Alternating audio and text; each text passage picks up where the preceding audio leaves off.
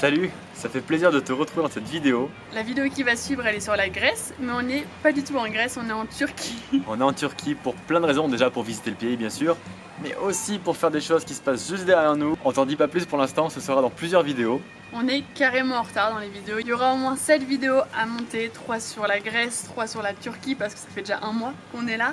Et pourquoi on a pris autant de retard? Parce qu'on a travaillé 3 mois sur un gros projet, un film de 1 heure qui retrace toute notre aventure et qui est sorti en salle de cinéma Cette semaine. cette semaine.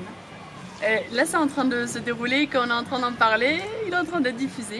Et il y a un autre projet, mais ça on t'en parlera plus tard. Et on est tellement content d'être revenu en Grèce, ça nous avait manqué. Les pitas surtout, on va manger des pitas je pense. Bon, on te laisse avec la vidéo.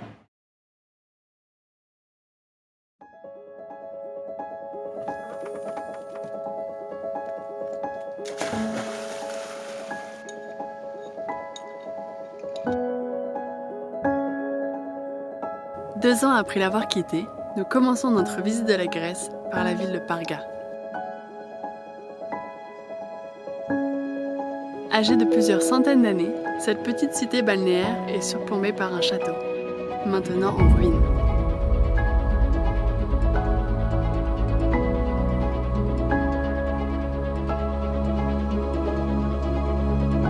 C'est depuis ce monticule que nous admirons la vue, digne d'une carte postale, avant de nous diriger vers un spot exceptionnel.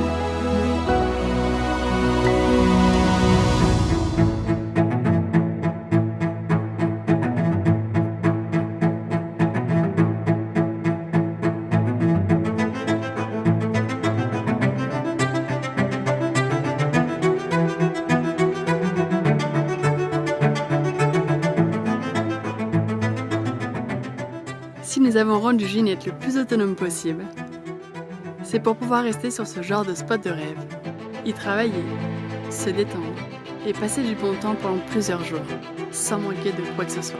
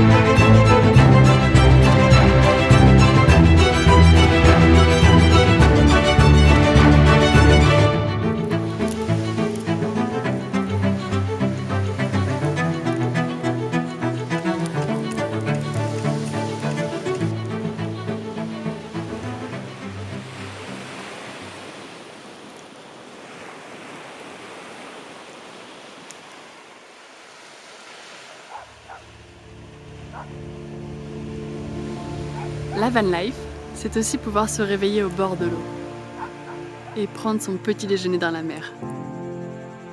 C'est un moment que nous n'oublierons jamais.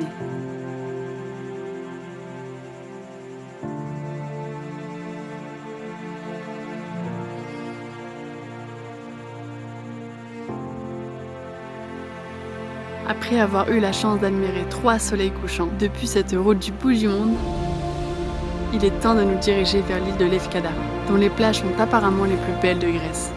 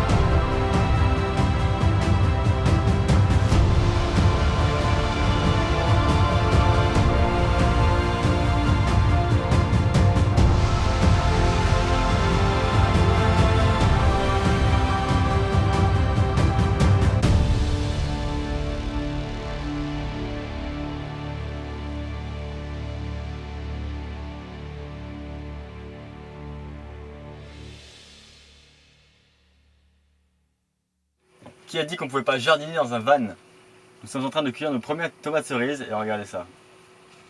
Toutes petites, toutes rouges, toutes mignonnes. On en a 3 chacun, donc c'est parfait pour l'apéro.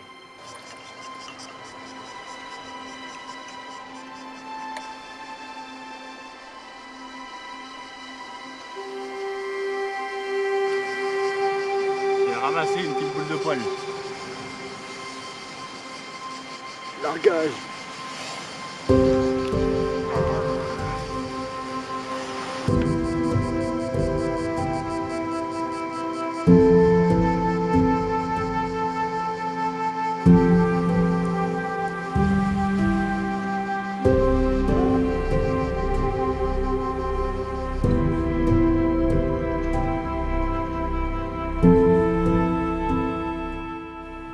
La légende disait vrai.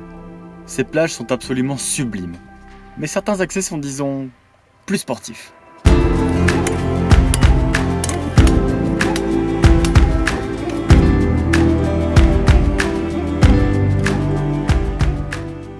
Mathias, qu'est-ce qu'on fait quand ça passe pas? S'il y a des bosses, on creuse. S'il y a des trous, on remplit. Et là, du coup, je creuse les bosses et je remplis le trou. On refait la route, quoi. On refait la route.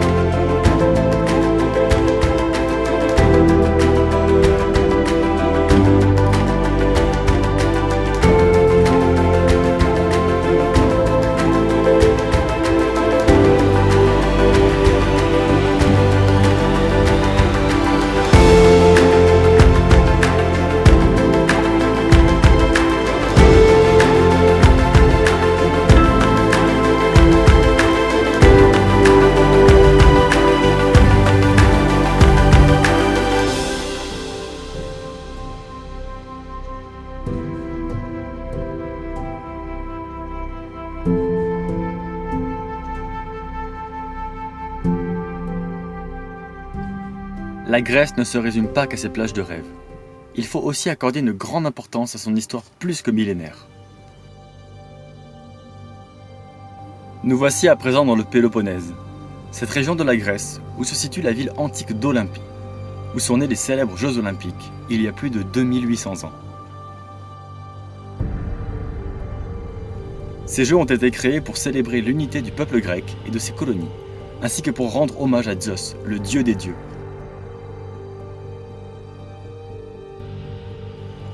Les épreuves s'y déroulaient tous les 4 ans, période alors appelée Olympiade.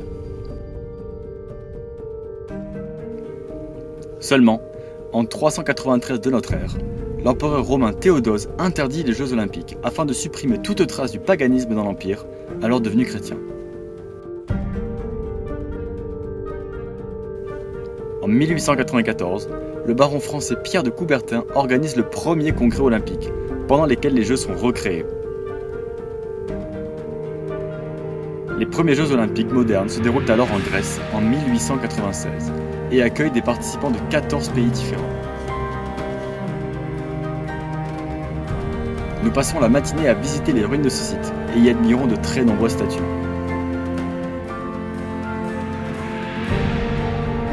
L'architecture des lieux devait être impressionnante, mais grâce aux plans 3D et aux reconstitutions, nous pouvons néanmoins imaginer le site avant que les bâtiments ne s'effondrent.